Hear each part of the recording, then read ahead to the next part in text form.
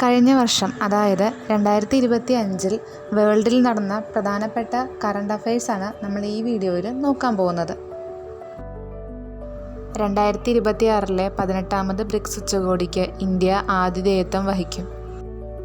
2025 ഐക്യരാഷ്ട്ര സംഘടനയുടെ AI four good ഉച്ചകോടിക്ക് വേദിയായ സ്ഥലമാണ് ജനീവ.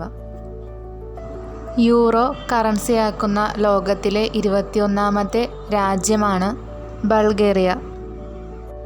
യൂണിഫൈഡ് പേയ്മെൻറ്റ്സ് ഇൻ്റർഫേസ് എന്നതാണ് UPIയുടെ പൂർണ്ണരൂപം.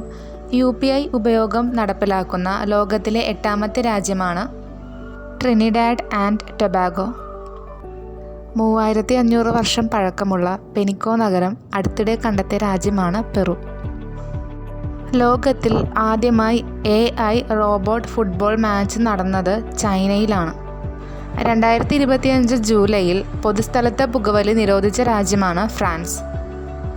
ഉക്രൈൻ്റെ പുതിയ പ്രധാനമന്ത്രിയാണ് യൂലിയ സിറിഡെങ്കോ. ഗ്ലോബൽ ഫിനാൻസ് മാഗസിൻ ലോകത്തിലെ മികച്ച ബാങ്കായി തിരഞ്ഞെടുത്ത ബാങ്കാണ് state bank of India SBI. ലോക സർവകലാശാല ഗെയിംസ് 2025 വേദിയായ രാജ്യമാണ് ജർമ്മനി.